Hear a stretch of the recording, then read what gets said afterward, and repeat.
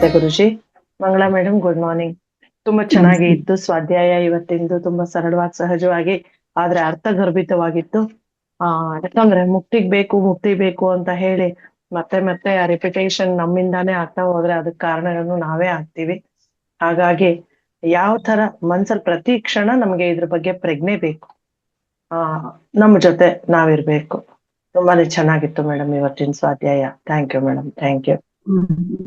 Thank you Hema madam. Savita madam, unmute ಮಾಡ್ಕೊಳ್ಳಿ. ನಮಸ್ತೆ madam. ನಮಸ್ತೆ ಗುರುಗಳೇ. ನಮಸ್ತೆ ಮೇಡಮ್ ಅವರಿಗೆ. ಕ್ಷಮಾದಿಸಿ ಅದು ಒಳ್ಳೆಯ ಜ್ಞಾನ ಕೊಟ್ರಿ ಇವತ್ತು. ಆ ಜ್ಞಾನ ಅಂದ್ರೆ ನಮ್ಮನ್ನ ನಾವು ಕ್ಷಮಿಸ್ಕೊಳ್ಳೋದು, ಇನ್ನೊಬ್ಬರನ್ನ ಕ್ಷಮಿಸೋದು, ಎಲ್ಲ ಅದರಿಂದ ಎಲ್ಲರೂ ಎಷ್ಟೊಂದು ಮುಂದುವರಿತಾರ, ನಾವು ಅಷ್ಟೇ ಮುಂದುವರಿದಲ್ಲ ಇನ್ನೊಬ್ರನ್ನು ಎಷ್ಟೊಂದು ಬರ್ತಾರ ಅನ್ನೋದು ಇದು ಒಳ್ಳೆಯ ಜ್ಞಾನ ಕೊಟ್ರಿ ಮೇಡಮ್. ಚೆನ್ನಾಗಿತ್ತು ನಿಮ್ಮ ಈ ಕ್ಷಮೆ ಜಾತ ಅನ್ನೋದು. ಅದನ್ನ ಕೇಳಿ ಇನ್ನೂ ಒಳ್ಳೆ ಇದನ್ನ ನಾವು ಇಂಥ ತಪ್ಪನ್ನ ಬಾಳ್ ಮಾಡ್ತಿದ್ದೇವೆ, ಆದ್ರೂ ಮನ್ಸಲ್ಲಿ ಕೊರಗ್ತಿದ್ದೇವೆ. ಈ ತರ ಮಾಡಿದ್ರಲ್ಲ, ಮತ್ತೆ ಮತ್ತೆ ಬರ್ತಾರಲ್ಲ, ನಮ್ಮನ್ನ ಹಿಂಗ್ ಮಾಡ್ತಾರಲ್ಲ ಅಂತ ನೆನೆಸ್ತಿದ್ದೇವಿ. ಆದ್ರೆ ಈ ನಿಮ್ಮ ಮಾತು ಕೇಳಿ ಈಗ ನಮಗೆ ಇದು ಆಯ್ತು. ನಮಗೆ ಇನ್ನು ಮುಂದೆ ಸುಧಾರಣೆ ಆಗ್ಬೇಕಂತ ತಿಳಿತು ನಮಗೆ madam. Thank you madam, thank you, ಕ್ಷಮೆ ಧನ್ಯವಾದ. ಸಾಧನೆ ನಮಗೆ ಆಗಲ್ಲ ಅಂದಾಗೆ ಆ ಕ್ಷಮ್ಸಕ್ಕೆ ಭಗವಂತನ ಕೇಳ್ಕೋಬೇಕು ನಾವು. ಭಗವಂತ ಅವ್ರನ್ನ ಕ್ಷಮಿಸಕ್ಕೆ ನನಗೆ ಒಂದು ಶಕ್ತಿ ಕೊಡು, ಅವ್ರನ್ನ ಕ್ಷಮಿಸಕ್ಕೆ ನನಗೆ ಸಹಾಯ ಮಾಡು ಅಂದಾಗ ಆ ಒಂದು ಬದಲಾವಣೆ ಬರ್ತಾ ಹೋಗುತ್ತೆ, ಕ್ಷಮಿಸಕ್ಕೆ ಸಾಧ್ಯ ಆಗುತ್ತೆ. ಆ ಭಗವಂತನಲ್ಲಿ ನಾವು ತಿಳ್ಕೋಬೇಕು. Okay madam. ಹಿಂಗ್ ಮಾಡಿದ್ರಲ್ಲ ಅಂತ ಮನ್ಸಲ್ಲಿ ಎಷ್ಟೋ ದಿನ ಯೋಚನೆ ಮಾಡ್ತಿದ್ದೇವೆ. ಅವ್ರು ಮತ್ತೆ ಮತ್ತೆ ಬಂದಾಗ ನಮ್ಮ ಸುಮ್ಮ ಅಟ್ಟೆ ಬೇಕು ಹೆಂಗೋ ಸುಮ್ಮನೆ ಇದ್ ಬಿಡ್ತಿದ್ದೇವಿ. ಆದ್ರೆ ಈಗ ತಿಳಿತು ನಿಮ್ ಮಾತು ಕೇಳಿ ನಮಗೆ. ಎಲ್ಲರಿಂದ ಬಹಳ ಎಲ್ಲನ ಅನುಭವಿಸಿದೇವೆ ನಾವು. ಅವರನ್ನ ಕ್ಷಮಿಸೋದು ಹೆಂಗಂತ ಈಗೆಲ್ಲ ಗೊತ್ತಾಯ್ತು madam. Thank you madam. Thank you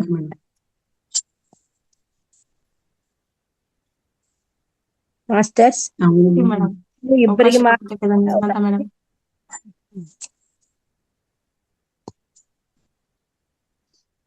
ಪ್ರತಿದಿನ ನಾವು ರಾತ್ರಿ ಭಗವಂತನ ಕೇಳ್ಕೋಬೇಕಂತೆ, ನಾನು ಕ್ಷಮಾ ಪ್ರಾರ್ಥಿಯಾಗಿದ್ದೀನಿ. ನನ್ನ ವಿಚಾರಗಳಿಂದ ಈ ಸಮಸ್ಯೆಯಲ್ಲಿ ಎಲ್ಲೆಷ್ಟಾದ್ರೂ ನಕಾರಾತ್ಮಕ ಕೊಡುಗೆ ಏನಾದ್ರೂ ಇದ್ರೆ ಅದಕ್ಕಾಗಿ ಕೃಪೆ ಮಾಡಿ ನನ್ನನ್ನು ಕ್ಷಮಿಸು. ಸ್ವಲ್ಪನಾದ್ರೂ ನಕಾರಾತ್ಮಕ ಏನಾದ್ರು ಇತ್ತು ಅಂದ್ರೆ ಅದಕ್ಕೋಸ್ಕರ ನನ್ನನ್ನು ಕ್ಷಮಿಸಕ್ಕೆ ಸಹಾಯ ಮಾಡು. ಈ ಮುಕ್ತಿಗೆ ನನ್ನನ್ನ ಹತ್ರ ತಗೊಂಡು ಬಂದಿದ್ದಕ್ಕೆ, ಈ ಕ್ಷಮಿಸಕ್ಕೆ ನನಗೆ ಈ ಅರ್ಹತೆಯನ್ನು ಕೊಟ್ಟಿದ್ದಕ್ಕೆ ನನಗೆ ಧನ್ಯವಾದಗಳನ್ನ ನಾವು ತಿಳಿಸ್ಬೇಕು ಭಗವಂತನಿಗೆ ಅಲ್ವಾ. ಈ ಒಂದು ಜ್ಞಾನ ಧ್ಯಾನ ನನ್ನನ್ನ ನಾನು ಕ್ಷಮಿಸಿಕೊಳ್ಳಕ್ಕೆ ಭಗವಂತ ಕೃಪೆ ಮಾಡ್ಕೊಟ್ಟಿದ್ದಾರೆ, ಎಷ್ಟೊಂದು ಜ್ಞಾನ ಕೊಟ್ಟಿದ್ದಾರೆ, ಅದಕ್ಕೆ ಧನ್ಯವಾದಗಳು. ಪ್ರತಿಯೊಂದು ಕ್ಷಣ ಎಷ್ಟೊಂದು ನಾವು ಗ್ರಾಟಿಟ್ಯೂಡ್ಗಳನ್ನ ಹೇಳ್ಬೇಕು, ಮರ್ತೇ ಬಿಡ್ತೀವಿ ನಾವು. ಸುಮಾ ಅವರೇ ಮಾತಾಡಿ. ನಮಸ್ತೆ ಗುರುಜಿ. ತುಂಬಾ ಚೆನ್ನಾಗಿತ್ತು ಇವತ್ತು ಕ್ಷಮಾ ಇದ್ರದ್ದು, ನಂಗೂ ತುಂಬಾ ಇಷ್ಟ ಆಯ್ತು. ನಾನ್ ನಿಮ್ಮ ಹತ್ರ ಶಿವಂಬು ಚಿಕಿತ್ಸೆ ಬಗ್ಗೆ ಸ್ವಲ್ಪ ಕೇಳ್ಬೇಕಿತ್ತು. ಅದು ಕಳೆದ ಸೋಮವಾರ ನೀವು ಶಿವಂಬು ಚಿಕಿತ್ಸೆ ಬಗ್ಗೆ ಯಾರ ಮಾತಾಡ್ತಿದ್ರಲ್ಲ, ಅಲ್ಲಿಂದ ಸ್ಟಾರ್ಟ್ ಮಾಡಿದೀನಿ ನಾನು. ಬೆಳಗಿನ ಮೂತ್ರ ಮತ್ತೆ ಮಧ್ಯಾಹ್ನದ ಮೂತ್ರ ಕುಡಿತಿದ್ದೆ. ಮೊನ್ನೆ ಮತ್ತೊಂದು ವಿಡಿಯೋ ನೋಡಿದೆ, ಬೆಳಗ್ಗೆ ಮೂತ್ರ ಮಾತ್ರ ಕುಡಿಬೇಕು ಅಂತಿತ್ತಲ್ಲ, ಅದಕ್ಕೆ ಇನ್ನೊಂದ್ ಸ್ವಲ್ಪ ನಿಮ್ ಹತ್ರ ಕೇಳ್ಬೇಕಿತ್ತು ಯಾವ ತರ ಮಾಡ್ಬೇಕು ಅಂತ. ಬೆಳಗ್ಗೆ ಮೂತ್ರ ಒಳ್ಳೇದು. ಬೆಳಗ್ಗೆ ಮೂತ್ರದಲ್ಲಿ ಮೆಡಿಸಿನ್ ಇದೆ ಮತ್ತೆ ನ್ಯೂಟ್ರಿಷನ್, ಆಯ್ತಾ. ಬೆಳಗ್ಗೆ ಮೂತ್ರ ಏನ್ ಕುಡಿತೀವೋ ಫಸ್ಟ್ ಮೂತ್ರ, ಅದ್ರಲ್ಲಿ ನ್ಯೂಟ್ರಿಷನ್ ಮತ್ತು ಮೆಡಿಸಿನ್ ಎರಡು ಸಿಗತ್ತೆ. ಮಿಕ್ಕಿದ ಮೂತ್ರ ಎಲ್ಲ ನ್ಯೂಟ್ರಿಷನ್ ಆಗಿ ಕೆಲಸ ಮಾಡುತ್ತೆ. ಅಂದ್ರೆ ಅದರಲ್ಲಿ ಪೋಷಕಾಂಶಗಳು ಎಲ್ಲ ಲವಣಗಳು ಇರ್ತದೆ. ಮೊದಲನೇ ಮೂತ್ರದಲ್ಲಿ ಲವಣಗಳ ಜೊತೆಗೆ ಎಂಜೈಮ್ಸು, ಹಾರ್ಮೋನ್ಸು, ಆಂಟಿಬಾಡೀಸು ಎಲ್ಲ ಇರುತ್ತೆ. ಅರ್ಥ ಆಯ್ತಾ. ಮತ್ತೆ ಬೆಳಗಿನ ಮೂತ್ರ ನೆಕ್ಸ್ಟ್ ಬರುವಂತ ಮೂತ್ರಕ್ಕಿಂತ ತುಂಬಾ ಒಂಥರ ಫಲವಂತವಾದ ಒಂಥರ ಶ್ರೇಷ್ಠವಾದ ಅಂತ ಹೇಳ್ತೀವಿ ನಾವು, ಆಯ್ತಾ. ಬೆಳಗ್ಗೆ ಮೂತ್ರ ಮಿಸ್ ಮಾಡಬಾರ್ದು, ಮಿಕ್ಕಿದ ಮೂತ್ರನು ಕುಡಿಬಹುದು. ಆದ್ರೆ ಯಾವುದೇ ಮೂತ್ರ ಕುಡಿಯುವಾಗ ಒಂದು ಏನಂದ್ರೆ, ಮೂತ್ರ ಕುಡಿದ ಮೇಲೆ ನೆಕ್ಸ್ಟ್ ಏನು ಒಂದು 40-30 ನಿಮಿಷ ಏನು ಕುಡಿಯಬಾರ್ದು. ಮತ್ತೆ ಆಹಾರದ ಮುಂಚೆ 1 ಗಂಟೆ ಮುಂಚೆ, ಆಹಾರದ ಆದ್ಮೇಲೆ 1 ಗಂಟೆ ಆದ್ಮೇಲೆ ಕುಡಿಬೇಕಾಗತ್ತೆ, ಆಯ್ತಾ. ಈಗ ನಂಗೆ ಅಸ್ತಮ ಇರೋದ್ರಿಂದ ನಾನು ಅಭ್ಯಾಸ ಮಾಡ್ತಾ ಇದ್ದೀನಿ. ಅದು ಒಂದ್ ಟೈಮ್ ಬೆಳಗ್ಗೆ ಮಾತ್ರ ಕುಡಿದ್ರೆ ಸಾಕಾಗತ್ತಾ ಅಥವಾ 2 ಅಥವಾ 3 ಬಾರಿ ಕುಡಿಬೇಕಾಗತ್ತಾ? 2-3 ಸರಿ ಕುಡಿಯೋದು ಒಳ್ಳೇದು. ಮತ್ತೆ ಮಧ್ಯಾಹ್ನ ಒಂದು 11 o'clock 3 ಗಂಟೆ ಬರೋದಿಲ್ಲ. ನೈಟು ಒಂದು ಮಲ್ಕೊಳಕ್ ಮುಂಚೆ 10:30-11 ಗಂಟೆಗೆ ಏನ್ ಮೂತ್ರ ಇದೆ ಅದು ಕುಡಿದ್ಕೊಂಡು ನೀವು ಮಲ್ಕೋಬಹುದು. ಆದ್ರೆ ಇಂಪಾರ್ಟೆಂಟ್ ಏನಂದ್ರೆ, ಬೆಳಗ್ಗೆ ಮೂತ್ರ ಕುಡಿಯುವಾಗ ಆದಷ್ಟು ನಿಮ್ಮ ಆಸ್ತಮಾ ಇರುವಾಗ ಮೂಗಿಯಿಂದ ಕುಡಿಬೇಕು. ಮೂಗಿಯಿಂದ ಒಂದು ಮೂತ್ರ ನೇತಿಗೆ ಸಿಗತ್ತೆ, ಒಂದು ನೇತಿ ಒಂದು ಸಣ್ಣದೊಂದು ಇನ್ಸ್ಟ್ರೂಮೆಂಟ್ ಸಿಗತ್ತೆ, ಪರಿಕರ. ಅದಿಟ್ಕೊಂಡು ಮೂಗಿಯಿಂದನೇ ಕುಡಿಬೇಕು. 2 ಮೂಗಿಯಿಂದ ಕುಡಿಬೇಕಾಗತ್ತೆ ನೀವು. ಬೇಗ ಆಸ್ಮಾ ಸಾಲ್ವ್ ಆಗತ್ತೆ. ಆಯ್ತಾ? ಅದು ಈಗ ಅಭ್ಯಾಸ ಮಾಡ್ಕೋತಾ ಇದೀನಿ, ಕುಡಿಯೋದೇ ಕಷ್ಟ ಆಗ್ತಿದೆ. ಮೂಗಿಂದ ಸ್ವಲ್ಪ ದಿವಸ ಹೋಗ್ಲಿ, ಈಗ ಸದ್ಯ ಬಾಯಿಂದ ಕುಡಿತೀನಿ. ಕುಡಿ. ಬಟ್ ಯಾವುದೇ ಏನೇ ಮೂತ್ರ ಕುಡಿಯುವಾಗ ಮೂಗಿಯಿಂದ ಅಂದ್ರೆ ಒಂದೇ ಸರಿ ಗಟ ಗಟ ಗಟ ಕುಡಿತೀವಿ. ಬಟ್ ಬಾಯಿಂದ ಅಂದ್ರೆ ಕೂತ್ಕೊಂಡು ನೀಟಾಗಿ ನಿಧಾನವಾಗಿ ಕಾಫಿ ಟೀ ತರ ಒಂದೊಂದು ಗುಟ್ಟಿಗೆ ಕುಡಿಬೇಕಾಗತ್ತೆ. ಆಯ್ತಾ? ಹಾ, ಮತ್ತೆ ನಾವು ರಾತ್ರಿ ಮಲಗಿ ಬೆಳಗ್ಗೆನೆ ಹೇಳೋದಿಲ್ಲ, ನಾನು ಮಧ್ಯದಲ್ಲಿ ಹೇಳ್ತೀನಿ. ಯಾವಾಗ್ಲೂ ಬೆಳಗ್ಗಿನ ಮೂತ್ರ ಓಕೆನಾ? ಓಕೆ. ಒಂದು ಗಂಟೆ ಆದ್ಮೇಲೆ ಏನೇ ಬಂದ್ರು ಕಲೆಕ್ಟ್ ಮಾಡಿ ಇಟ್ಕೊಳ್ಳಿ. ಅದ್ರ ಮೇಲೆ ಮುಚ್ಚಲೆ ಇಟ್ಬಿಡಿ.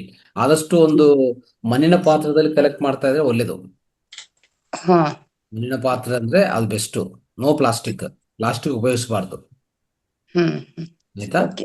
ಸ್ಟೀಲ್ ಆಗ್ಬೋದಲ್ಲ? ಫೀಲ್ ಆಗ್ಬೋದು. ಕಲೆಕ್ಟ್ ಮಾಡಿ ಅದ್ರ ಮೇಲೆ ಮುಚ್ಚಳ ಇಟ್ಟು ಹಂಗ್ ಪಕ್ಕದಲ್ಲಿ ಇಡಿ. ನೀವು ಮಧ್ಯರಾತ್ರಿ ಮೇಲೆ ಹೇಳಿದ್ರೆ ಆ ರೀತಿಯಲ್ಲಿ ಮಾಡಿ. ಅಂದ್ರೆ ಕಲೆಕ್ಟ್ ಮಾಡಿ ಇಟ್ಕೊಂಡು ಆಮೇಲೆ ಕುಡಿಬೇಕಾ? ತಾಜಾ ಕುಡಿಯೋದಲ್ವಾ? ಇಲ್ಲ ಹಂಗ್ ಕುಡಿಯಬಾರ್ದು. ನೈಟ್ ಆ ಟೈಮಲ್ಲಿ ಕುಡಿಯಬಾರ್ದು. ಆದಷ್ಟು 4 5 ಆದ್ಮೇಲೆ ಕುಡಿಬಹುದು. ಎಷ್ಟು ಬೇಕಂತ ಕುಡಿಬಹುದು. ಹಾ. ಒಂದು ಮಧ್ಯದಲ್ಲಿ 3 ಬಾರಿ ಕುಡಿಯೋದಾದ್ರೂ ತಾಜಾ ಕುಡಿಬೋದಲ್ವಾ? ತಾಜಾ ಕುಡಿಬಹುದು. ಹೌದು, ತಾಜಾನೇ ಕುಡಿಬೇಕು. ಇದೇನಂದ್ರೆ ನೀವು ಮಧ್ಯರಾತ್ರಿ ಹೇಳ್ತೀನಿ ಅಂತ ಹೇಳಿದಕ್ಕೆ ನಾನು ಹೇಳಿದೆ. ಇಲ್ಲ ಒಂದೇ ಸರಿ ನೈಟ್ ಮಲ್ಕೊಂಡು ಒಂದು 4 5 ಗಂಟೆಗೆ ಹೇಳ್ತೀನಿ ಅಂದ್ರೆ ಅದು ಅವಾಗ್ಲೇ ಹಿಡಿಬೇಕು. ಬಟ್ ನೀವು ಪದೇ ಎಳಿತಾ ಇದ್ರೆ ಅವಾಗ ಮಧ್ಯದಲ್ಲಿ ಹಿಡಿಬೇಕಾಗತ್ತೆ. ಅದರ್ವೈಸ್ 4 5 ಗಂಟೆ ಓಕೆ, ದಟ್ಸ್ ಗುಡ್. ಇದು ಎಷ್ಟು ದಿವಸ ಮಾಡ್ಬೇಕಾಗತ್ತೆ? Life long ಮಾಡ್ಬೇಕಾಗತ್ತಾ? ಟ್ಯಾಬ್ಲೆಟ್ ಏನ್ ಹೇಳ್ತಾರೆ ಡಾಕ್ಟರ್ಸ್? ಲೈಫ್ ಲಾಂಗ್ ತಗೊಳ್ಳಿ ಅಂತ ಹೇಳ್ತಾರ. ಹೌದು. ನ್ಯೂಟ್ರಿಷನ್ ಅಮ್ಮ, ಇದು ನ್ಯೂಟ್ರಿಷನ್ ಅಂದ್ರೆ ಏನು? ನೀವು ಆಹಾರ ಲೈಫ್ ಲಾಂಗ್ ತಿಂತೀರಾ, ಒಂದು ವಾರ 1 ತಿಂಗಳು ತಿಂತೀರಾ ಸಾಕಾ? ಇಲ್ಲ, ತಗೊಳ್ತೀವಿ ಲೈಫ್ ಲಾಂಗ್. ಮೊರಾರ್ಜಿ ದೇಸಾಯಿ 100 ವರ್ಷ ಬದುಕಿದ್ರು. 100 ವರ್ಷನು 60 ವರ್ಷದಿಂದ ಸ್ಟಾರ್ಟ್ ಮಾಡಿ ಲಾಸ್ಟ್ 99 100 ವರ್ಷವರೆಗೂ ಕುಡಿತಾ ಇದ್ರು, ಮಸಾಜ್ ಮಾಡ್ಕೊಂತ ಇದ್ರು. ಮೂಗಿಯಲ್ಲಿ, ಬಾಯಲ್ಲಿ ಮತ್ತೆ ಕಿವಿಯಲ್ಲಿ ಎಲ್ಲ ಹಾಕೊಂತ ಇದ್ರು. ತುಂಬಾ ಆರೋಗ್ಯವಂತವಾಗಿದ್ರು.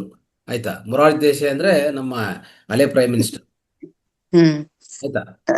ಗುರುಜಿ, ಇದು ಅಂದ್ರೆ ನೋವಿಗೂ ಬರುತ್ತಾ? ಅಂದ್ರೆ ಈಗ ಸಯಾಟಿಕ ನರದ ಪ್ರಾಬ್ಲಮ್ ಇಂದ ಬೇರೆ ಬೇರೆ ನೋವು ಬರುತ್ತಲ್ಲ, ಕಾಲ್ ನೋವು, ಸೊಂಟ ನೋವೆಲ್ಲ ಬರುತ್ತಲ್ಲ, ಅದಕ್ಕೂ ಬರುತ್ತಾ?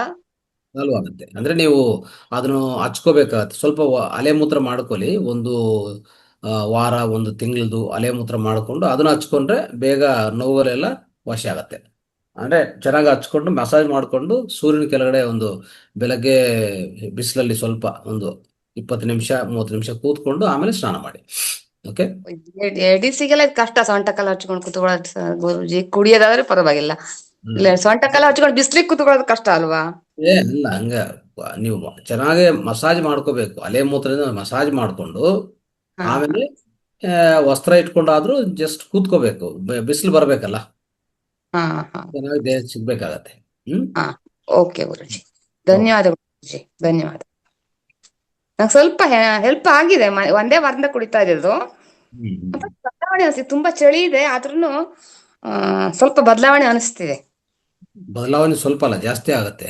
ಮಾಡ್ತಾ ಹೋಗಿ. ಓಕೆ ಗುರುಜಿ, ಧನ್ಯವಾದಗಳು ಗುರುಜಿ. ಬಸಪ್ಪ. ನಮಸ್ಕಾರ ಗುರುಜಿ. ನಮಸ್ಕಾರ. ಎಲ್ಲ ಆತ್ಮ ಬಂಧುಗಳಿಗೆ ನಮಸ್ಕಾರ. ಮಂಗಳಾ ಮೇಡಮ್ ಅವರು ಕ್ಷಮಾ ಗುಣದ ಬಗ್ಗೆ ಅದ್ಭುತವಾಗಿ ವಿವರಣೆ ನೀಡಿದ್ರು. ತುಂಬಾ ಧನ್ಯವಾದಗಳು madam. Thank you sir. Thank you madam. ಎಲ್ಲ ಓಕೆ, ನಾವು ಕ್ಷಮಾ ಮಾಡ್ತೀವಿ. ನಮ್ಮದೇನೋ ಸಣ್ಣ ಪುಟ್ಟ ತಪ್ಪಾದ್ರೆ ಅವ್ರು ಕ್ಷಮಾ ಮಾಡದೇ ಇದ್ರೆ ನಾವೇನ್ ಮಾಡುವುದು? ನಮ್ ಕೆಲ್ಸ ಕ್ಷಮಿಸೋದು ಅಷ್ಟೇ ಸರ್, ಬೇರೆಯವ್ರ ಬಗ್ಗೆ ಚಿಂತೆ ಮಾಡಂಗಿಲ್ಲ. ಅದಕ್ಕೇನಾದ್ರೂ ದಾರಿ ಇದೆಯಾ? ಅಲ್ಲ, ನೀವು ಬೇರೆಯವ್ರನ್ನ ಕ್ಷಮಿಸೋದನ್ನ ಅಷ್ಟೇ. ನಮ್ಮನ್ನ ನಾವು ಕ್ಷಮಿಸ್ಕೊಂಡು ಬೇರೆಯವ್ರನ್ನ ಕ್ಷಮೆ ಕೇಳ್ಕೊಂಡು ಬಿಟ್ಬಿಡೋದು ಅಷ್ಟೇ ಕೆಲಸ ಸರ್. ಬೇರೆಯವ್ರನ್ನ ನಾವು ಬದಲಾವಣೆ ಮಾಡಕ್ಕಾಗತ್ತೆ ಸರ್? ಲೋಕದ ಡೊಂಕ ನೀವೇ ಕೆದಿದ್ವಿರಿ ಅಂತ ಹೇಳಿ ಬಸವಣ್ಣರು, ಅಕ್ಕಮಹಾದೇವಿ ಅವರೆಲ್ಲ ಹೇಳಿದಾರಲ್ವಾ? ಅದನ್ನ ನಾವು ಬೇರೆಯವ್ರನ್ನೆಲ್ಲ ತಿದ್ದಕ್ಕೆ, ಇಡೀ ಪ್ರಪಂಚ ತಿದ್ದಕ್ ಆಗಲ್ಲ. ಆದ್ರೆ ನಮ್ಮನ್ನ ನಾವು ತಿದ್ಕೋಬೇಕು. ನಮ್ಮನ್ನ ನಾವು ಬದಲಾವಣೆ ಮಾಡ್ಕೊಂಡ್ರೆ ಇಡೀ ವಿಶ್ವ ಎಲ್ಲ ಬದಲಾವಣೆ ಆಗುತ್ತಂತೆ. ನಮ್ಮ ದೃಷ್ಟಿನ ನಾವು ಸರಿ ಮಾಡ್ಕೊಂಡ್ರೆ ಬೇರೆದೆಲ್ಲ ಸರಿ ಆಗ್ತಾ ಹೋಗುತ್ತೆ. ಹಾಗೆ ಬೇರೆಯವ್ರನ್ನ ನಾವು ಸರಿ ಮಾಡಕ್ ಸಾಧ್ಯ ಇಲ್ಲ, ಅದು ಯಾರಿಂದನೂ ಆಗೋದಿಲ್ಲ. ಓಕೆ, ಧನ್ಯವಾದಗಳು ಮೇಡಮ್, ಧನ್ಯವಾದ, ಸ್ವಲ್ಪ ಅವ್ರೆ ನಮಸ್ಕಾರ. ಏನಾಗುತ್ತಂದ್ರೆ, ನೀವು ಕ್ಷಮ ಯಾವಾಗ ಬೇರೆಯವ್ರಿಗೂ ಕ್ಷಮ ಕೊಡ್ತೀರ ಅಂತ ಇಟ್ಕೊಳ್ಳಿ, ಫಾರ್ಗಿವ್ನೆಸ್. ಓಕೆ, ಇದೇನಂತಂದ್ರೆ ಬೇರೆ ಅಂತಂದ್ರೆ ನಾವು ಅನ್ಕೊಳ್ಳೋದು ಬೇರೆ ಒಂದು ವ್ಯಕ್ತಿಯನ್ನೇ ಅನ್ಕೊಳಕ್ ಸಾಧ್ಯವಿಲ್ಲ. ನಾವೆಲ್ಲರೂ ಆತ್ಮ ಪದಾರ್ಥಗಳು, ಆಯ್ತಾ? ಸೊ ನೀವು ಬೇರೆ ಇನ್ನೊಬ್ರು ಅಂತ ನೀವು ಗುರ್ತಿಸ್ತಾ ಇದ್ರಲ್ಲ, ಆ ರೀತಿಯಲ್ಲ. ನೀವೇನೇ ನಿಮ್ಮಿಂದ ಕ್ಷಮ ಆಗ್ಬೇಕಂದ್ರೆ ಕ್ಷಮ ಅನ್ನೋದು ಅವ್ರಿಗೆ ಕೊಡಿ, ಅಂದ್ರೆ ಫರ್ಗಿವ್. ಅದು ಸಪೋಸ್ ಇನ್ ಕೇಸ್ ನಿಮ್ಗೆ ಗೊತ್ತಾಗಿ ಯಾರಾದ್ರೂ ನಿಮ್ ಕಡೆ ತಪ್ಪು ಮಾಡಿದ್ರೆ, ನಿಮ್ ಕಡೆ ಅವ್ರ ಮಿಸ್ಟೇಕ್ ಅಲ್ಲಿದ್ರೆ ಅವನು ಕ್ಷಮ ಮಾಡ್ತೀರಲ್ಲ, ಅಂದ್ರೆ ಫರ್ಗಿವ್ ಮಾಡ್ತೀರಿ. ಅದೇನಾಗತ್ತೆ ಗೊತ್ತಾ, ನೀವು ಕ್ಷಮ ಅವ್ರಿಗೆ ಮಾಡ್ತಾ ಇದ್ರಿ, ಮಾಡುವಾಗನೇ ಆಟೋಮೆಟಿಕ್ ಆಗಿ ವಿಶ್ವದಲ್ಲಿ ಏನು ಗೊತ್ತಾ, ವಿಶ್ವದಲ್ಲಿ ನಿಯಮ ಹೇಗಿದೆ ಅಂದ್ರೆ, ಆ ವ್ಯಕ್ತಿ ಒಬ್ಬ ವ್ಯಕ್ತಿ ಅಲ್ಲ, ಅದೊಂದು ಆತ್ಮ. ಆ ರೀತಿಯಲ್ಲಿ ನೀವು ಆ ರೀತಿಯಲ್ಲಿ ಮಾಡ್ತಾ ಹೋದ್ರೆ ಇನ್ನೂ ಬೇರೆಯವ್ರ ಕಡೆಯಿಂದ ನಿಮ್ಗೆ ಆಟೋಮೆಟಿಕ್ ಆಗಿ ಅವ್ರು ನಿಮ್ಮನ್ನು ಕ್ಷಮ ಮಾಡ್ತಾರೆ. ಅದೊಂಥರ ವಿಶ್ವದ ನಿಯಮ, ಇದು ನೇಚರ್ ಲಾ ಅದು, ಆಯ್ತಾ? ನಾವೇನೋ ಪರ್ಟಿಕ್ಯುಲರ್ಲಿ ನಾವು ಅನ್ಕೋಬಹುದು ಅಷ್ಟೇ. ಈ ವ್ಯಕ್ತಿಗೆ ಉದಾಹರಣೆಗೆ ನೀವು ಕರ್ಮಗಳು ಇಂದಿನ ಜನ್ಮದಲ್ಲಿ ಮಾಡಿರ್ತೀರ ಅಂತ ಇಟ್ಕೊಳ್ಳಿ. ಯಾರಿಗೋ ಒಬ್ಬ ವ್ಯಕ್ತಿಗೆ ಏನು ತಪ್ಪು ಮಾಡಿರ್ಬೋದು, ನೀವು ಒಂದು ಕರ್ಮ ಮಾಡಿರ್ಬೋದು, ಕೆಟ್ಟ ಕರ್ಮ, ಅವ್ರ ಪರವಾಗಿ ನೀವು ಅನ್ಕೋಬಹುದು, ಮತ್ತೆ ಅದೇ ವ್ಯಕ್ತಿ ಬಂದು ಈ ಜನ್ಮದಲ್ಲಿ ನಿಮ್ಗೆ ಕಿರುಕುಳ ಕೊಡಬೇಕು ಅಂತ ಇರ್ಬೋದು. ಆ ರೀತಿಯಲ್ಲಿ ಆಗಲ್ಲ. ಯಾರಿಂದನೂ ಆ ತೊಂದರೆ ಪಡ್ಬೋದು. ನೇಚರ್ ಏನ್ ಮಾಡ್ತದೆ, ಅದು ನಿಮ್ಗೆ ಆ ಕಷ್ಟ ಅನ್ನೋದು ನೀವು ಮಾಡಿರೋಂಥದ್ದು, ಓಕೆ, ಇನ್ನೊಬ್ಬರಿಂದ ಆ ವ್ಯಕ್ತಿಯೇ ಮತ್ತೆ ಈ ಜನ್ಮದಲ್ಲಿ ಬಂದು ಹುಟ್ಟಿ ಮತ್ತೆ ನಿಮ್ಮ ಎದುರಾಗ ನಿಂತ್ಕೊಂಡು ನಿಮ್ಗೆ ಕೊಡ್ಬೇಕಂತ ಏನಿಲ್ಲ, ಇನ್ನೊಂದು ಆತ್ಮದಿಂದ ಬರ್ಬೋದು. ಇದು ವಿಶ್ವದ ಜಗದ ನಿಯಮ ಇದು, ಆಯ್ತಾ? ವಿಶ್ವದ ರಚನೆ ಹೇಗಿರ್ತದೆ ಅಂದ್ರೆ, ಈ ವ್ಯಕ್ತಿ ಆ ವ್ಯಕ್ತಿ ಅಂತೆಲ್ಲ. ಓಕೆ, ನಿಮ್ಗೆ ಫ್ರೆಂಡ್ಸ್ ಆಗಿರ್ಬೋದು, ಫ್ರೆಂಡ್ಸ್ ಆಗಿರ್ಬೋದು, ಕರ್ಮಗಳು ತೀರ್ಸ್ಬೇಕಂದ್ರೆ ಯಾವುದೊಂದು ರೀತಿಯಲ್ಲಿ ಬರುತ್ತೆ ಅದು. ಓಕೆ, ಯಾವ ರೀತಿಯಲ್ಲಿ ಅದು ಕೊಡತ್ತೋ ಅದಕ್ಕೆ ನೀವು ಸಿದ್ಧವಾಗಿರ್ಬೇಕು, ಅದು ಎದುರ್ಕೊಂಡಕ್ಕೆ ಸಿದ್ಧವಾಗಿರ್ಬೇಕು. ಇಲ್ಲ ನೀವು ನಿಜವಾಗಿ ಪ್ರಾಯಶ್ಚಿತ್ತ ಮಾಡಿಕೊಂಡು ಜ್ಞಾನ ಹೆಚ್ಚು ಮಾಡಿಕೊಂಡ್ರೆ, ಜ್ಞಾನದಿಂದ ನಿಮ್ಮ ಕರ್ಮಗಳೆಲ್ಲ ತೀವ್ರ ಕಡಿಮೆ ಆಗೋದಾಗ್ಲಿ, ಅದು ಪೂರ್ತಿ ಭಸ್ಮ ಆಗೋದಾಗ್ಲಿ ಆಗ್ತಾ ಇರ್ತದೆ. ಅದೇನಂದ್ರೆ ನಿಮ್ಮ ಸಾಧನೆ ಮೇಲೆ ಡಿಪೆಂಡ್ ಆಗುತ್ತೆ. ನೀವೆಷ್ಟು ಜ್ಞಾನ ತಗೊಂತೀರಿ, ನಿಮ್ಮ ಬಗ್ಗೆ ನಿಮ್ಗೆ ಅರಿವು ಎಷ್ಟು ಬರುತ್ತೆ, ನೀವು ಯಾರು ಅಂತ ತಿಳ್ಕೊಂಡಂತ ಪ್ರಯತ್ನ ಇದೆಯಲ್ಲ, ಅದು ಪೂರ್ಣಗೊಳಿಸ್ಕೊಂಡ್ರೆ ಇನ್ನು ಯಾವ ಕರ್ಮದು ಇಲ್ಲ. ಅದೇ ಹೇಳ್ತಾರಲ್ಲ, ಬ್ರಹ್ಮಜ್ಞಾನಿಗೆ ಯಾವ ಕರ್ಮ ಅಂಟ್ಕೊಳ ಅಂತ. ಆ ರೀತಿಯಲ್ಲಿ ನಾವು ತಯಾರಾಗಬೇಕು. ಅದಕ್ಕೆ ಬೇಕಾಗಿರೋದು ಧ್ಯಾನ, ಸಾಧನ, ಸಜನ ಸಂಗತಿ, ಸ್ವಾಧ್ಯಾಯ, ಇದು ಹೆಚ್ಚು ಮಾಡ್ಕೊಂತಾನೆ ಹೋಗ್ಬೇಕಾಗತ್ತೆ, ಆಯ್ತಾ? ಸೊ ಕ್ಷಮ ಅನ್ನೋದು ಒಂದು ವ್ಯಕ್ತಿಗೆ ಮಾಡ್ತಾ ಇದೀವಿ ಅಂತೆಲ್ಲ, ಈ ವಿಶ್ವದಲ್ಲಿ ನಿಮ್ಮಿಂದ ಆಗಿರುವಂತ ಒಂದು ತಪ್ಪುಗೆ, ನಿಮ್ಮಿಂದ ಆಗಿರೋ ಒಂದು ಘಟನೆಗೆ ನೀವು ಕ್ಷಮ ಕೊಡ್ತಾ ಇದ್ರಿ. ಕ್ಷಮ ಅನ್ನೋದು ಕ್ಷಮ ನೀಡ್ತಾ ಇದ್ರಿ, ಆಯ್ತಾ? ಯಾರೊಂದ ನಿಮ್ಗೆ ಆಗಿದ್ರೆ ಕ್ಷಮ ನೀವು ನೀಡ್ತಾ ಇದ್ರಿ. ನಾನು ಬೇಡ ಅನ್ನಲ್ವಲ್ಲ. ನಿಮ್ಗೆ ಯಾವುದೇ ಒಂದು ಇನ್ನು ಯಾರಾದ್ರೂ ನಿಮ್ಗೆ ಕ್ಷಮ ಕೊಡ್ಬೇಕಾದ್ರೆ ಏನ್ ಕೊಡ್ತಾರೆ. ತಿಳ್ಕೊಂಡಿದ್ದಾರೆ ಎಸ್, ನಾವು ನಮಸ್ತೆ ಸರ್. ದೊಡ್ಡ ವ್ಯಕ್ತಿಗಳಾಗ್ಬಿಟ್ವಿ ಅಂತ ವ್ಯಕ್ತಿಗಳಾಗಿ ನಾವು ವ್ಯಕ್ತಿಗತ ಅಂದ್ರೆ ನಾವೇ ಒಂದು ನಮಗೋಸ್ಕರ ನಾವು ಮಾಡ್ಕೊಳ್ಳೋಂಥದ್ದು. ಎಸ್, ನಾವು ಮಾಡ್ತಾ ಹೋದ್ರೆ ಅಹಂಕಾರ, ನಾನೇನೋ ಕೇಳಿ ನಾವು ಮಾಡ್ತಾ ಇದ್ರೆ ಆ ಕಡೆಯಿಂದ ಮತ್ತೆ ಅದು ಆಟೋಮೆಟಿಕ್ ಆಗಿ ನೇಚರಲ್ಲಿ ಮತ್ತೆ ನಿಮ್ಗೆ ತಿರ್ಗಾ ನಿಮ್ಗೆ ವಾಪಸ್ ಬರ್ತಾನೆ ಇರ್ತದೆ. ನೀವು ಯಾವ ತರ ಕ್ಷಮ ಕೊಡ್ತಾ ಇರ್ತೀರೋ ಅದೇ ತರ ಇನ್ನೊಬ್ರು ನಿಮ್ಗೆ ಕ್ಷಮ ಕೊಡ್ತಾನೆ ಇರ್ತಾರೆ. ಇದು ನೇಚರ್ ಲಾ ಅದು. ಓಕೆ, ನೀವು ಕೊಡೋದು ನಿಮ್ಮ ಧರ್ಮ, ಅದು ಕೊಡ್ತಾ ಹೋಗಿ ಅಷ್ಟೇ. ರೈಟ್, ಅದು ಒಂದು ನಂಬಿಕೆಯಿಂದ ಇರಬೇಕು ಸರ್. ಅದು ಅವಾಗ ಅದು 100% ಫಲ ಕೊಡೋಕೆ ಸಾಧ್ಯ ಆಗುತ್ತೆ. ಒಂದು ನಂಬಿಕೆಯಿಂದ 100% ಇಂದ ನಾವು ಕೇಳ್ಬೇಕು. ಅದನ್ನ ಸುಮ್ನೆ ಕಾಟಾಚಾರಕ್ಕೆ ಕೇಳ್ದೆ ಅಂತ ಕೇಳೋದು, ಅದಾಗ್ಲಿಲ್ಲ, ಅದಕ್ಕೆ ಕ್ಷಮಿಸ್ಲಿಲ್ಲ, ಅವ್ರ ಮತ್ತೆ ಏನು ಚೇಂಜ್ ಆಗಿಲ್ಲ ಅಂತ ನಾವು ಕೇಳೋದಲ್ಲ. ನಾವ್ ಎಷ್ಟು ಮಟ್ಟಿಗೆ ಕೇಳಿರ್ತೀವೋ ಅದು ಅಷ್ಟು ಮಟ್ಟಿಗೆ ಫೀಲಿಂಗ್ ಇಂದ ಮೇಡಮ್, ಅದು ಫೀಲಿಂಗ್ ಇಂದ ಹೇಳ್ಬೇಕು. ಅಂದ್ರೆ ಒಳ್ಳೆ ಫೀಲ್ ಆಗ್ಬೇಕು ಒಳಗಡೆ. ಹೌದು ಹೌದು, ಆ ಫೀಲ್ ಆಗಿ ಮಾಡಿದ್ರೆ ಆಗತ್ತೆ. ನಾವು ಸುಮ್ನೆ ಬಾಯಿಂದ ಹೇಳ್ಕೊಂತ ಹೋದ್ರೆ ಆಗಲ್ಲ. ಹೃದಯಪೂರ್ವಕವಾಗಿ ಅಂತ ಹೇಳ್ತೀವಲ್ಲ, ಅದಕ್ಕೆ ನಾವೆಲ್ಲ ಏನೇ ಕಂಪ್ಯಾಷನ್, ಏನೇ ಲವ್, ಕ್ಷಮ ಕೊಡ್ಬೇಕಂದ್ರೆ ನಮ್ಮ ಹೃದಯದಿಂದ ಹೋಗ್ಬೇಕು. ಅನಾಥ ಚಕ್ರ ಇದೆಲ್ಲ, ಅಲ್ಲಿಂದ ಕೆಲಸ ಆಗ್ಬೇಕಾಗತ್ತೆ. ಅದ್ ಮಾಡಿದ್ರೆ ಗ್ಯಾರಂಟಿ ಆಗತ್ತೆ, ತೊಂದ್ರೆ ಇಲ್ಲ. ಹೆಂಗೆ ಭಗವಂತನಿಗೆ ನಾವು ಸಮರ್ಪಣೆ ಆಗ್ತೀವೋ, ಭಗವಂತ ನಾನು ನಿನಗೆ ಎಲ್ಲ ಬಿಟ್ಟಿದ್ದೀನಿ ಅಂತ, ಹೇಗೆ ಆ ತರ ನಾವು 100% ಹೇಳಿದ್ದೇ ಆದ್ರೆ, ಸರ್ ಏನ್ ಹೇಳಿದ್ರಲ್ಲ ಆ ಫೀಲಿಂಗ್ ಇಂದ, ಹೌದು 100% ನಾನು ಕ್ಷಮೆ ಕೇಳ್ತಾ ಇದ್ದೀನಿ, ಕ್ಷಮಿಸ್ತಾ ಇದ್ದೀನಿ, ನನ್ನನ್ನ ನಾನು ಕ್ಷಮಿಸ್ಕೊಂತಾ ಇದ್ದೀನಿ ಅನ್ನೋದು ಆ ಫೀಲಿಂಗ್ ಇಂದ ಮಾಡಿದ್ದೆ ಅಂದ್ರೆ 100% ಬದಲಾವಣೆಗಳು ನಮ್ಮಲ್ಲೂ ಆಗುತ್ತೆ. ಇನ್ನೊಂದು, ಇದು ನಾನು ಸ್ಟಡಿ ಮಾಡಿದ್ದು ಕ್ವಾಂಟಮ್ ಲೆವೆಲ್ ಸ್ಟಡಿ ಮಾಡಿದ್ವಿ.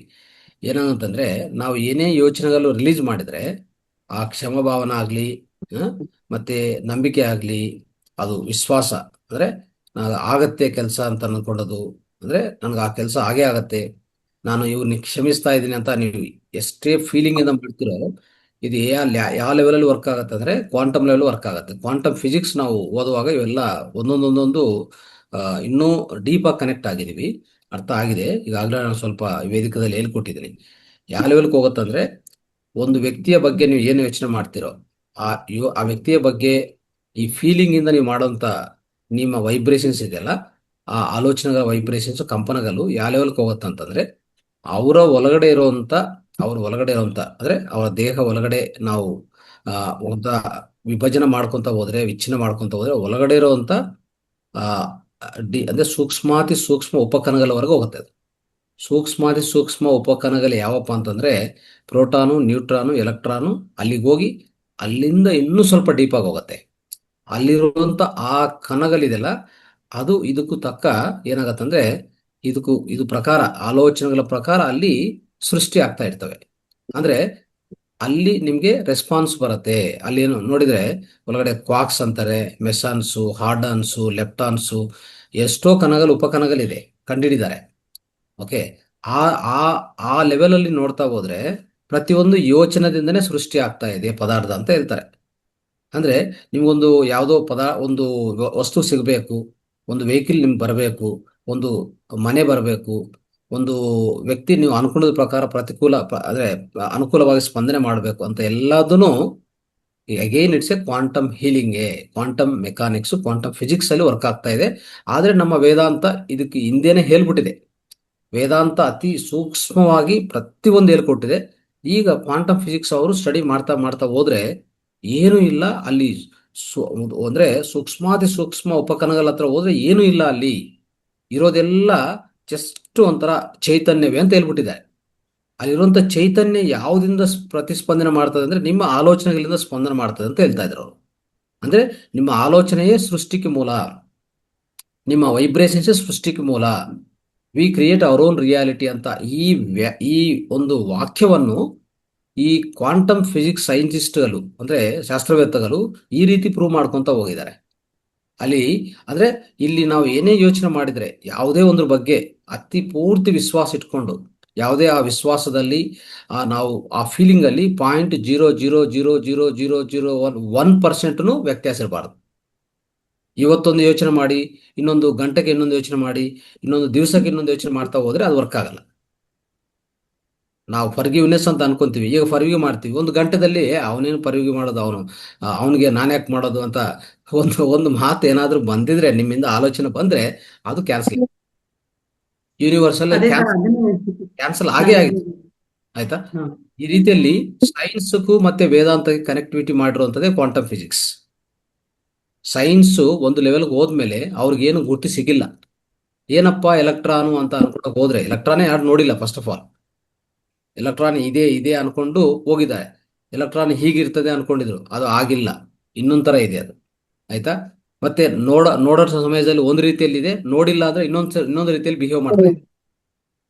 ನೋಡೋ ಸಮಯದಲ್ಲಿ ಒಂದು ಕಣ ತರ ಇರ್ತದೆ, ನೋಡಿಲ್ಲ ಅಂದ್ರೆ ಒಂದು ತರಂಗ ತರ, ಶಕ್ತಿ ತರ ಇರ್ತದೆ ಅದು. ನೋಡಿದ್ರ? ಸೊ ಅಂದ್ರೆ ನಾವು ಯಾವುದೇ ಒಂದು ನೋಡ್ತಾ ಇದ್ವಿ ಅಂತಂದ್ರೆ ನಮ್ಮ ಮನೋಭಾವಗಳೇ ಆ ಸೃಷ್ಟಿಗೆ ಕಾರಣ. ಯಥಾ ದೃಷ್ಟಿ ಸತಾ ಸೃಷ್ಟಿ ಅಂತ ಈಗಾಗಲೇ ಹೇಳಿದ್ದಾರೆ. ಯದ್ಭಾವಂ ತದ್ಭವತೆ ಅಂತ ಹೇಳಿದ್ದಾರೆ. ಸೊ ಇವೆಲ್ಲಾನು ಕ್ವಾಂಟಮ್ ಫಿಸಿಕ್ಸ್ ಒಂದು ಕಡೆ, ವೇದಾಂತ ಎರಡು ಕನೆಕ್ಟ್ ಆಗಿದೆ. ಅದಕ್ಕೆ ಈ ಕ್ಷಮಾಭಾವನಾದ್ರೂ ಇನ್ನೊಂದಾದ್ರೂ ಪೂರ್ತಿ ಅಂದ್ರೆ ನಂಬಿಕೆದಿಂದ, ನೀವು ಹೇಳಿದ್ರಲ್ಲ ಆ ಫೀಲಿಂಗು ಅದ್ಭುತ, ಅಂದ್ರೆ ಆ ಫೀಲಿಂಗ್ ಆಗ್ಲಿ, ಆ ಪ್ರಗಾಢ ನಂಬಿಕೆ ಆಗ್ಲಿ ಇದ್ರೇನೆ ಕೆಲಸ ಮಾಡೋದು, ಇಲ್ಲಾಂದ್ರೆ ಕೆಲಸ ಮಾಡಲ್ಲ. ಹೆಂಗೆ ದೃಷ್ಟಿ ಬಿಡ್ತೀವೋ ಹಂಗೆ ಸೃಷ್ಟಿ ಆಗುತ್ತೆ. ಎಸ್, ಲಕ್ಷ್ಮೀಕಾಂತ ಮೇಡಮ್ ಮತ್ತೆ. ಆಮೇಲೆ ಏನ್ ಗೊತ್ತಾ ಸರ್, ಈಗ ಏನಾದ್ರೂ ಮೊದ್ಲು ಹಿಂದಿನ ಕಾಲದಲ್ಲೆಲ್ಲ 21 ದಿನ ಗಣಪತಿ ಪೂಜೆ ಮಾಡು, 41 ದಿನ ಈಶ್ವರನ ಪೂಜೆ ಮಾಡು ಅಂತ. ಆ ಪ್ರತಿದಿನ ನಮ್ಮ ಒಳಗಡೆ ಒಂದು ಶಕ್ತಿ ಏನೋ ಅದು ಆಗುತ್ತೆ ಆಗುತ್ತೆ ಆಗುತ್ತೆ ಅಂದಂದೇ ಅಲ್ಲಿ ಆಗಿರುತ್ತೆ ಹೊರತು ಆ ಪೂಜೆಯಿಂದ ಆಗಿರಲ್ಲ. ಅದು ನಮ್ಮ ಒಂದು ಶ್ರದ್ಧೆ, ನಮ್ಮ ಒಂದು ವಿಚಾರ ಎಷ್ಟು 100% ಅದು ಆಗುತ್ತೆ ಅನ್ನೋ ಒಳಗಡೆನೆ ನಾವು ಮಾಡ್ತಾ ಇರೋದ್ರಿಂದ ಆಗಿರುತ್ತೆ. ಸೊ ಇವತ್ತಿಂದ ನಾವು ತಿಳ್ಕೊಂಡಿರ್ತೀವಿ ನಾವು. ಎಲ್ಲರಿಗೂ ಹೇಳೋದೇನಂದ್ರೆ, ಯಾರೇ ಏನೇ ಸಾಧಿಸ್ಬೇಕಂದ್ರೆ ನಿಮ್ಮ ಪ್ರಗಾಢ ವಿಶ್ವಾಸ ಆಗಲಿ, ನಿಮ್ಮ ಫೀಲಿಂಗ್ ಆಗಲಿ, ಭಾವನೆಗಳಾಗಲಿ, ಯೋಚನೆಗಳಾಗಲಿ, ಇಂಟೆನ್ಷನ್ಸ್ಲಾಗಲಿ ಎಲ್ಲದನ್ನು 0.00000001% ವ್ಯತ್ಯಾಸ ಇಲ್ಲದೆ ಇಟ್ಕೊಳ್ಳಿ ನಿಮ್ಮ ಮೈಂಡಲ್ಲಿ. ಕೆಲಸ ಆಯ್ತು ಅಷ್ಟೇ. ಇನ್ನು ಯಾರು ಬೇಕಾಗಿಲ್ಲ ನಿಮ್ಗೆ ಸಹಾಯ, ಆಯ್ತಾ? ಅದಕ್ಕೂ ಆ ಶಕ್ತಿ ಎಲ್ಲಿಂದ ಬರುತ್ತಪ್ಪ ಅಂದ್ರೆ ಧ್ಯಾನದಿಂದ ಮಾತ್ರ ಬರ್ತದೆ. Okay, right. ಲಕ್ಷ್ಮೀಕಾಂತ ಮೇಡಮ್, ಅಂದ್ರೆ ಅಕಸ್ಮಾತ್ ಏನೋ ಒಂದು ಕೇಳ್ಕೊಂಡಿದ್ದಾಗಿರ್ಬೋದು, ಏನು ಅದು ಯೂನಿವರ್ಸ್ ಚೆಕ್ ಮಾಡುತ್ತೆ. ಈಗ ನನ್ನನ್ನು ಇವ್ರು ಎಷ್ಟು ನಂಬಿದ್ದಾರೆ ನೋಡೋಣ ಅಂತಂದು ಅದು ವಾರ ಲೇಟ್ ಆಗ್ಬೋದು, 15 ದಿನ ಆಗ್ಬೋದು, ತಿಂಗಳಾಗ್ಬೋದು, ಅದು ಬಂದೇ ಬರುತ್ತೆ, ಅದು ಸಿಕ್ಕೇ ಸಿಗುತ್ತೆ, ನಂಗೆ ಆಗೇ ಆಗುತ್ತೆ ಒಂದು ನಂಬಿಕೆ ಇಟ್ಕೊಂಡಿದ್ದಾದ್ರೆ ಅದು ಸಿಕ್ಕೇ ಸಿಗುತ್ತೆ. ಆದ್ರೆ ವಾರ ಆಯ್ತು, 15 ದಿನ ಆಯ್ತು, ಇದೇನ್ ಬರೋದಿಲ್ಲ ಬಿಡು ಅಂದ್ರೆ ನೀವ್ ಹೇಳ್ದಂಗೆ ಅದು ಆನ್ ದ ವೇ ಬರ್ತಾ ಇರುತ್ತೆ, ಹಂಗೆ ಸ್ಟಾಪ್ ಆಗ್ಬಿಡುತ್ತೆ.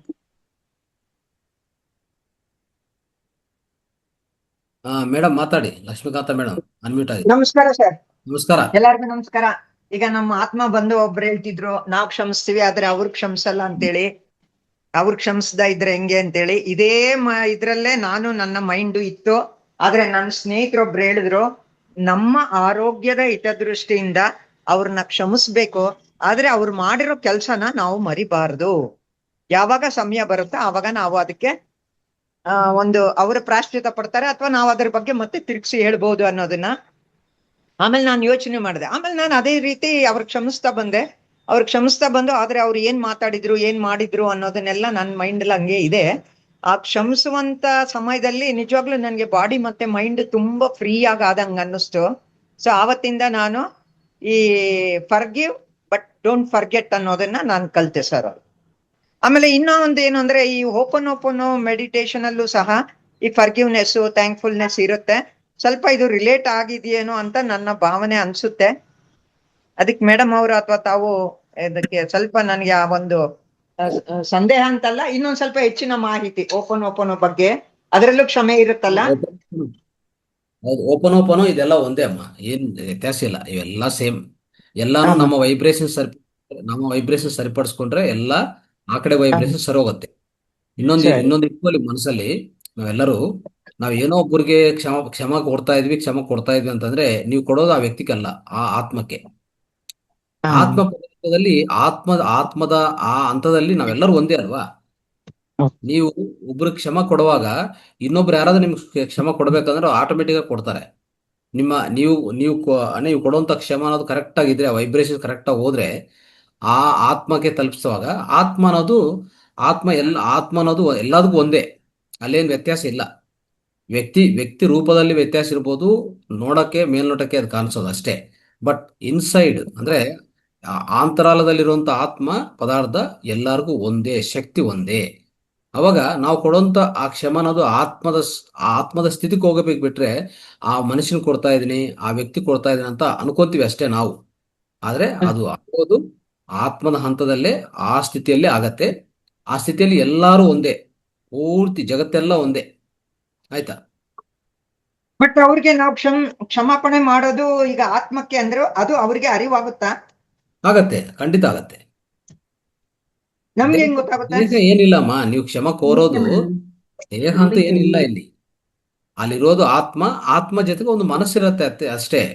ನಿಮ್ಗೊಂದು ಮನಸ್ಸು, ನನಗೊಂದು ಮನಸ್ಸು, ಮನಸ್ಸಲ್ಲಿ ವ್ಯತ್ಯಾಸ ಅಷ್ಟೇ, ಬಿಟ್ರೆ ಆತ್ಮದ ಎಲ್ಲ ಒಂದೇ ಅಲ್ವಾ? ಕೊನೆಯದಾಗಿ ಆತ್ಮ ಅನ್ನೋದು ಎಲ್ಲರಿಗೂ ಒಂದೇ, ಆಯ್ತಾ? ನೀವು ಕ್ಷಮ ಕೋರೋದು ಆ ವ್ಯಕ್ತಿಯ ಆ ಆತ್ಮಕ್ಕೆ, ಈಗಾಗ್ಲಿ ಈಗಿರ್ಲಿ ಅಂತ ನೀವೇನಾದ್ರು ಕ್ಷಮ ಕೋರ್ಕೊಂಡ್ರೆ, ಅಂದ್ರೆ ನಿಮ್ಮಿಂದ ಆಗಿರೋ ತಪ್ಪಿಗೆ ನೀವು ಆ ಫೀಲಿಂಗ್, ಆ ವೈಬ್ರೇಷನ್ ತಲುಪಿಸಿದ್ರೆ ಸಾಕು, ಅದು ತನ್ನಂತದೇ ಆಗತ್ತೆ. ಮತ್ತೆ ಬೇರೆಯವ್ರ ಕಡೆಯಿಂದ ನಿಮ್ಗೂ ಆ ಲಾಭ ಸಿಗ್ತಾ ಇರ್ತದೆ. ಇನ್ನು ಬೇರೆಯವ್ರು ಯಾರಾದ್ರೂ ನಿಮ್ಮ ಮೇಲೆ ಏನಾದ್ರು ಗಡ್ಜಿ ಇಟ್ಕೊಂಡಿದ್ರೆ ಅದು ಆಟೋಮೆಟಿಕ್ ತನ್ನಂತದೇ ತೊಲಗೋಗುತ್ತೆ ನಿಧಾನವಾಗಿ. ಅವ್ರು ಇಟ್ಕೊಂಡು ನಿಲ್ಲಿಸ್ತಾರೆ. ಯಾಕಂದ್ರೆ ನೀವು ಅಲ್ಲಿ ಕೊಡ್ತಾ ಇರೋದು ಈ ಸೃಷ್ಟಿ, ಅಂದ್ರೆ ಈ ಆತ್ಮ ಪದಾರ್ಥಕ್ಕೆ ತಲುಪಿಸ್ತಾ ಇರೋದು. ಆತ್ಮ ಪದಾರ್ಥದಲ್ಲಿ ಎಲ್ಲರೂ ಒಂದೇ, ಶತ್ರುವಾಗ್ಲಿ ಮಿತ್ರವಾಗ್ಲಿ ಎಲ್ಲರೂ ಒಂದೇ. ಯಾರು ವ್ಯತ್ಯಾಸ ಇದೆ ಹೇಳಿ ಆತ್ಮ ಪದಾರ್ಥದಲ್ಲಿ? ಪೃಥ್ವಿಗೆ ನಾವು ಬಂದಿರೋದು ಅದೇ ಮೇಡಮ್, ಅದೇ ಕ್ಷಮಿಸೋ ಪಾಠವನ್ನು ಕಲೀಲಿಕ್ಕೆ ಬಂದಿರೋದು. ಆ ಕ್ಷಮಾ ಗುಣವನ್ನ ನಾವು ಕಲ್ತ್ಕೋಬೇಕು, ಒಂದೊಂದು ಪಾಠ ಕಲ್ತ್ಕೊಂತ ಹೋಗ್ಬೇಕು. ಇದು ಕ್ಷಮೆಯನ್ನು ಕಲಿಯೋಕ್ ಬಂದಿದೆ ಅಂದ್ರೆ ನೀವು ಅದನ್ನು ಕಲ್ತ್ಕೋಬೇಕು, ಅದನ್ನ ಮಾಡ್ಬೇಕು. Correct. Thank you ma'am, thank you. Okay. Thank you madam. Mangala madam, thank you so much. Thank you sir, thank you so much sir. ಮತ್ತೊಮ್ಮೆ ಮಾತಾ ವೇದಿಕೆಗೆ ತಮಗೂ ಎಲ್ಲ ಆತ್ಮಬಂಧುಗಳಿಗೆ ಮತ್ತೊಮ್ಮೆ ನಾನು ಅನಂತ ಕೋಟಿ ಧನ್ಯವಾದಗಳನ್ನ, ಕೃತಜ್ಞತೆಗಳನ್ನ ತಿಳಿಸ್ತಾ ಇದ್ದೀನಿ. Thank you. Thank you, madam. Thank you so much.